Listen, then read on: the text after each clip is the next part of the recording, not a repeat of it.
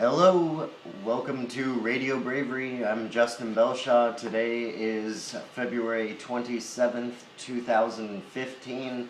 As we draw an end to this February, I am here doing a very special report because of, firstly, the picture that I sent out on Instagram yesterday. I'm going to send it out on my Facebook and Twitter, which is facebook.com/RadioBravery News and twitter.com/RadioBravery, and I will be sending this picture, which is a screenshot from the Washington Examiner yesterday, saying that Obama is going to ban ammunition through executive order. This is a absolute red alert. No ammunition, no weapons, or at least make the weapons pointless. So this is very scary, and this is one of the most popular weapons in the world, the AR-15, the ammunition they're talking about banning. They're also talking about banning 223 rounds, 223s, and basically any armor-piercing rounds at all, which they're now trying to dub cop killers. Any round that is armor-piercing has now been nicknamed cop killer round. That's the psychological warfare department of the CIA working right there in the ATF, right before your eyes. This is definitely manipulation of the masses, and they're trying to create a social stigma against these weapons, and it's not going to work. The Second Amendment is not about the gun or the ammo or anything like that. It's about you as a citizen, as a human with inalienable human rights, protecting yourself and your family. And that's what the Second Amendment is for, and that's why it comes right after the First Amendment, which says you can say whatever you want freely as long as you aren't threatening someone else's life. Moving ahead, there's a university study. Fluoride is destroying the thyroid. Adding to the evidence that backs many U.S. communities' decisions to end water fluoridation, a recent study has found that fluoride within our water supply may be fueling thyroid issues experienced by millions of Americans and leading to depression and more. After analyzing 98% of GP practices in England, the study found specifically that rates of hyperthyroidism, an underactive thyroid, were 30% more likely in the areas that fluoridated their water. In the study, it equated to approximately 15,000 needlessly suffering from the ailment. As mentioned, hyperthyroidism is an issue that affects millions, often without anyone knowing it. It's an issue that can lead to depression, weight gain, fatigue, aching muscles, weakness, and much more. While there are a number of causes of hyperthyroidism, as well as numerous hyperthyroidism natural treatments, this recent study suggests that limiting fluoride ingestion is one many should consider.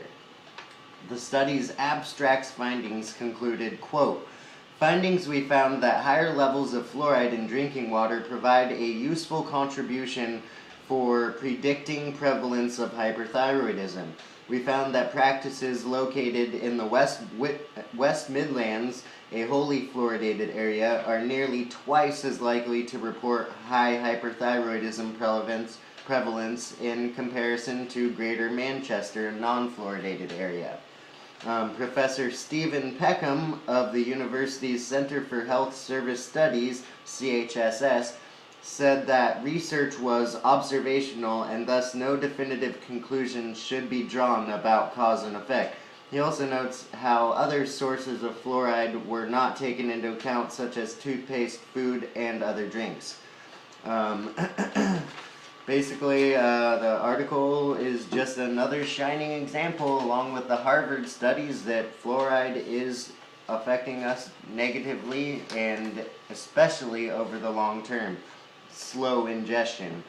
This article originally appeared on naturalsociety.com with Anthony Guttiardi, and is now on Infowars.com as well, posted by Mike Barrett. So go and get that study out to as many people as you can. Let everyone know what is going on with fluoride and why we are one of the smarter countries and smarter cities and rarer cities in this country of Portland that decided once again to not fluoridate our water.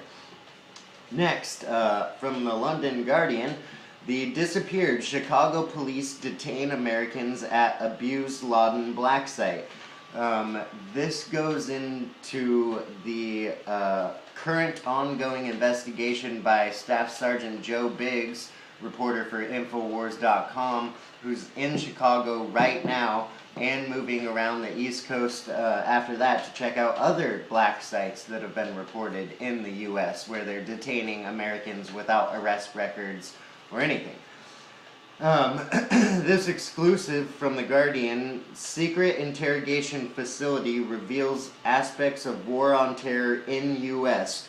Quote, they protected us, protester detailed, quote, they disappeared us. Protester details 17 hours shackling without basic rights. Accounts describe police brutality, missing 15-year-old, and one man's death. This is from Spencer Ackerman in Chicago from The Guardian. The Chicago Police Department operates an off-the-books interrogation compound, rendering Americans unable to be found by family or attorneys while locked inside what lawyers say is the domestic equivalent of a CIA black site. The facility, a nondescript warehouse on Chicago's west side known as Homan Square, has long been the scene of secretive work by special police units. Interviews with local attorneys and one protester who spent the better part of a day shackled in Homan Square describe operations that deny access to basic constitutional rights. Alleged police practices at Homan Square, according to those familiar with the facility who spoke out to The Guardian after its investigation into Chicago police abuse, include keeping arrestees out of official booking databases, beating by police resulting in head wounds, shackling for prolonged periods of time, denying attorneys access to the secure facility, holding people without legal counsel for between 12 and 24 hours, including people as young as 15. At least one man was found unresponsive in a Homan Square interview room and later pronounced dead from an interview. So this is what's going on in Chicago right now as we speak. Brian Jacob Church, a protester known as one of the NATO 3, was held and questioned at Homan Square in 2012 following a police raid. Officers restrained Church for the better part of a day, denying him access to an attorney before sending him to a nearby police station. So this is a scare tactic, a fear tactic to make you shut up and not talk about it and just get you right in the system of warning before you even go to the actual police station. Shut up, we're gonna hit you, we're gonna torture you, we're gonna shackle you, now you can be charged. So this is a outrageous fear tactic that the police are using to establish their power over the citizens. And this is an exclusive Guardian article that you need to get out as well to as many people as you can, so that we can get black sites like this shut down before me or one of your friends or family is sent there and we have no idea where they are for days on end. Next up, just a short blip from the ex-FCC chief. As you probably know, maybe you don't, yesterday the FCC decided to make a decision on their own without Congress that they will now be in charge of the internet, as the FCC net neutrality bill was going to be voted on. They're just going to do it. They're going to be in control now, and I'm going to be covering this a lot more in the next couple days and go into detail on what kind of power the FCC actually has over what you say freely on the internet now. But this headline is from Infowars.com. Ex-FCC chief shocked by Fed's attempt to regulate internet. The former FCC chairman, Michael Powell, told CNBC today that he was shocked by the federal agency's rush to regulate the internet as a vote looms on a 332-page plan that remains secret. Quote, the order goes far beyond protecting net neutrality, which was the original purpose, and in fact introduces a new regulatory regime for the internet, said Powell, adding, I think it's fair to say we are shocked.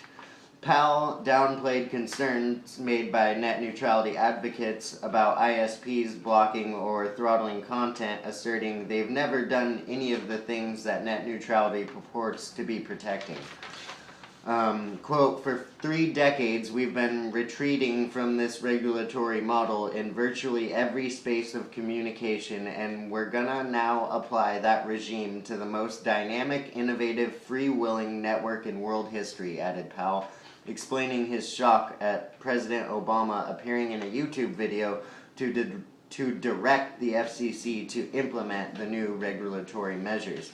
Because Obama makes his own YouTube videos and declarations telling other department chiefs what to do publicly.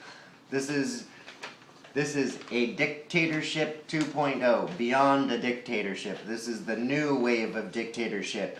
They make public videos demeaning the heads of the FCC if they don't listen to you, and force public outcry to back Obama like a bunch of lemmings and Obama sheep that just praise everything he says. Once he comes out with a video like this, the mass public, I'm sure, has been harassing the FCC. Obama, regulate the internet. So this is how it works, and this is how you get the mass public on board with psychological warfare. Next article is a naturalsociety.com article. This is by Christina Sarich, and the headline reads, 75% of air and rain samples contain Monsanto's Roundup. So, we're worried about labeling our GMOs in our food that they're purposefully putting in there, but no one cares about the fact that Roundup is being sprayed all over our country and being traveled into the air and sprayed all over our heads and faces and breathing it in. And this is 75% of air and rain samples contain Monsanto's Roundup, which the main ingredient is glyphosate, and the only water filter that filters out glyphosate is the G2.0 Pro Pure water filter, which I have right behind me. A new study proves just how invasive Monsanto's best-selling chemicals are, revealing how herbicide toxins are appearing in 75% of rain and air samples. Take a deep breath. Thanks to the massive use of herbicides across the planet, you likely just inhaled a dose of Monsanto's best-selling herbicide, Roundup. At least according to the latest U.S. Geological Survey published by ncbi.nlm.nih.gov, the Environmental Toxicology and Chemistry part of the Geological Survey. The chemical ingredient used in Roundup, known as glyphosate, as well as other inert toxic chemicals, were found. Let's see. An evaluation of numerous pesticides currently used were measured through water and air samples collected from 1995 to 2007. So this is 8 years ago. Before 8 years ago, there was 75% of the samples had Roundup in it. Imagine what it could possibly be now. And if that's not shocking enough, Roundup chemicals were prevalent, but so were 37 other toxic compounds, all present in both rain and air samples. Glyphosate was found in 86% of air samples, 77% of rain samples. 7 compounds in 1995 and 5 in 2007 were detected in more than 50% of both air and rain samples. Atrazine, metolachlor, and propanil were detected in more than 50% of rain and air samples in both years. The report states that 2 million kilograms of glyphosate were applied statewide in 2007, or 55% of the total herbicide flux for that year, leading them to state the high prevalence of glyphosate in air and water was not surprising. What is surprising is that these results are not becoming widely distributed until 2015. This estimate is, if correct, reveals that there has been an 18-fold increase in glyphosate concentrations in air and water samples in only 12 years, and likely more since the samples were taken. This means that our bodies have been under fire with biotech toxins, not just in the food we eat, but in the air we breathe and the water we drink for more than a decade. The longer the period of exposure we are subjected to, you can bet the more diseases will crop up. So this story is absolutely important to get out to as many people as you can. Naturalsociety.com. 75% of the air and water in our country is contaminated with glyphosate. We're not getting away from it just by filtering our water. So we need to be cleansing ourselves, using cleanses like oxy powder and iodine and fluoride shield, which block these things and help remove them from your body. Next up on the list, Infowars.com article, FBI and cops raid Republic of Texas meeting. Fingerprint members seize cell phones and seize computers. The Bryan Police Department, the Brazos County Sheriff's Office, the Kerr County Sheriff's Office, agents of the Texas District Attorney, the Texas Rangers, and FBI all raided a congressional meeting for the Republic of Texas held in Bryan, Texas.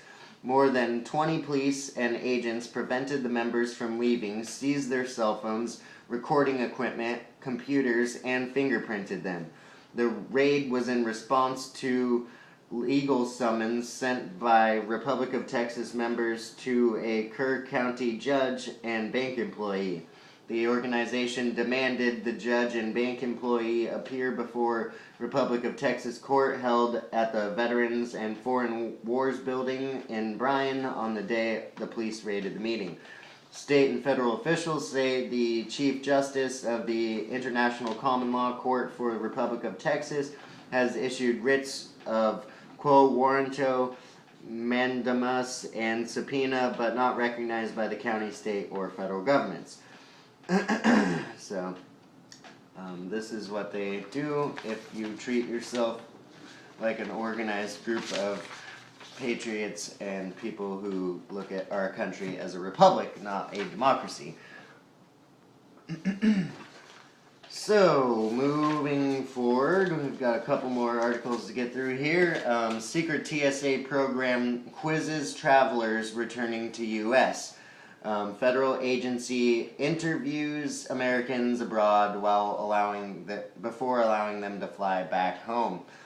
This is a Paul Joseph Watson article, one of my favorite writers. Activist Jonathan Corbett has lifted the lid on a chilling and hitherto secret TSA program which mandates that airlines operating outside of the U.S. conduct invasive security interviews of travelers before allowing them to return to America.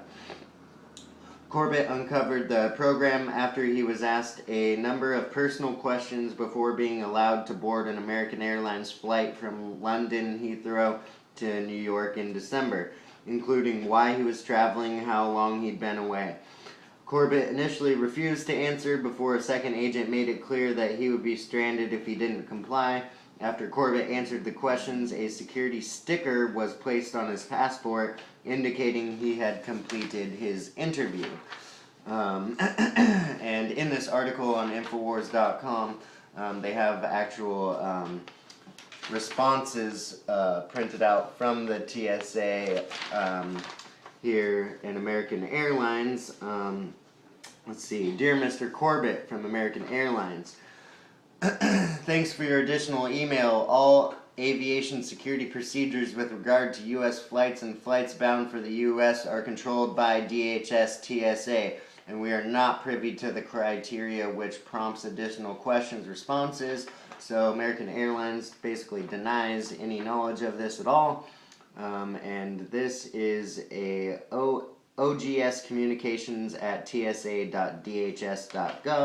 So this is some kind of talking point vomiter from the TSA, which says, "Dear Mr. Corbett, thank you for your inquiry regarding security screening you received before your American Airlines flight. American Airlines is required to conduct a security interview of passengers prior to departure to the United States from an overseas last point of departure airport. If a passenger declines the security interview, American Airlines will deny the passenger boarding. The contents of the security program and the security interview are considered sensitive security information, and its contents are not for public disclosure." Well, that's very, very interesting, because customer relations at American Airlines denies this. Now the TSA denies this. Well, they refuse to let you on an airplane unless you answer these questions.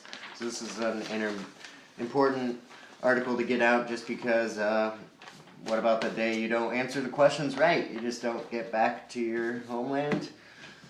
Alright, moving forward to one of the last articles here. This is another Natural Society article. Record U.S. farmers switching to non-GMO crops in 2015. Just a interesting headline to show that the direction that we're moving in as a company, as Monsanto and Starbucks and McDonald's stocks are plummeting. Non-GMO organic farmers are making record profits and record switches to non-GMO. This article out of The Guardian: Barrett Brown sentenced to 63 months for merely linking to hacked material. And this is the article about Barrett Brown. He's going to prison. Let's hope he makes it out. 63 months. 63 months for linking, hyperlinking to documents, which is what I do every day. So if you don't care about Barrett Brown, you don't care about me, and you don't care about yourself. Hang together or hang separate. Black man who executed 2 white teens makes Black Lives Matter speech at sentencing. This video is absolutely disgusting, and this is an Infowars.com article just illustrating the point that the Black Lives Matter has now become the new Black KKK. It is the same thing. They go around dragging white people behind cars, hammering white people's heads in all over St. Louis. And this is what's happening currently all over Missouri. Just aimless, pointless violence against white people because you're black and white people are the problem. No, that's totally ignorant and incorrect. We're all humans. We're all part of the human race. And this race baiting is totally pointless. And the more power we give it, the more attention we give it, the more times we say black and white, the more powerful those words become. We are all a part of the human race, and Black lives, white lives, human lives matter. Let's start a new hashtag. Human lives matter. Humanity matters. Unite. Don't divide. Don't be conquered by division. It is the simplest tactic ever. Divide and conquer. Make you only see your differences and hate each other. No, we have so much in common. It's so silly to even pay attention to the couple of differences we have. Backwards Clintons praise Saudi's king humanitarian efforts. In a remarkable statement, Bill and Hillary Clinton have expressed their sadness over the death of their personal friend, personal, beautiful King Abdullah of Saudi boy-raping Arabia, praising his humanitarian boy-raping efforts, and even ridiculously suggesting that he helped the plight of women in the country. In Saudi Arabia, where they cut a woman's head off for driving a car. They will cut a woman's head off. Beheading. for driving a car because women can't have licenses. But the feminists today love Saudi Arabia, and they love Hillary Clinton, and Hillary Clinton's personal friend, King Abdullah of Saudi Arabia, is such a humanitarian by cutting women's heads off and raping little boys all day long. King Abdullah and the new Saudi king, they don't have candy bowls in their little palaces. They have little boy bowls that they pick into, and they take one out and they use them up and they kill them. And that's what they do. That's what the Saudi regime of these pathetic, disgusting blue blood mutants do, is rape boys and girls and cut women's heads off and rape women in their prisons. Saudi Arabia is a hell pit. A hell pit. And anybody who thinks that they are our ally, or Hillary and Bill Clinton are sane for being friends with this guy, are idiots. And you are idiots, and you need to wake up, because Saudi Arabia is disgusting. And all you have to do is look at the things that come out of that country. Try being a journalist in that country, making it out alive. Moving forward. Last article. Fed spent $432,000 studying gay hookup apps. The National Institutes of Health, NIH, has spent nearly $500,000 studying gay hookup apps such as Grindr. The government awarded $432,000 to Columbia University to interview gay men who use GPS dating apps to determine whether it increases their likelihood of engaging in risky sexual behavior. Oh, I bet they would love that if every gay guy was exposing themselves to risky sexual behavior. The government was already involved in spreading HIV. They would love to spread it even more. Quote, smartphone technologies have provided a new venue for sexual partnering among men who have sex with men, MSM. The grant for the project states, indeed, there are a rapidly growing number of smartphone applications designed to facilitate sexual partnering among MSM. Why is the government spending $500,000 studying these apps? Mind manipulation, maybe? Brain control? Psychological war? I don't really see any other reason. I don't know why the government needs to be involved in gay app making, but they are, because they would love to promote risky sexual behavior and disease trading and this disgusting life where you spend your whole day waiting on Grindr for some grinding guy to come and talk to you, and this is your life, getting wasted, doing drugs, being on gay apps, and doing exactly what the media and the government and society tells you to do. Party, don't care about anything, don't think for yourself, don't educate yourself, don't go to a library, don't read books, get on gay apps like Grindr, and we're going to spend $500,000 a year creating them, studying them, and pushing them. So, I'm definitely not against homosexuality or gay people in any way, shape, or form. I have many gay friends, but I think they would be just as disgusted as I am to know that the government is studying and creating gay apps for them to manipulate them, because that's what they're for, not to help them in any way, shape, or form. And I think we can all realize that through government's track record of lying and torturing and killing innocent people, especially citizens in our own country. I'm Justin Belshaw. This is Friday, the 27th of February. The month is almost over. I'm trying to kick more into gear. I'm about to move out and not have a quote-unquote studio to be doing these podcasts for a couple weeks, but I will try and do some off-the-cusp live streams on Ustream and a few other videos here and there as much as I can, but we will be getting off the ground more, and I am definitely going to continue this radio show and expanding it more and more as much as I can and as soon as I can, so stay with me, tune in, and spread these articles. Go to Infowars.com, DrudgeReport.com, NaturalNews.com, NaturalSociety.com, pressfortruth.ca. All these websites are totally awesome. FluorideActionNetwork.com.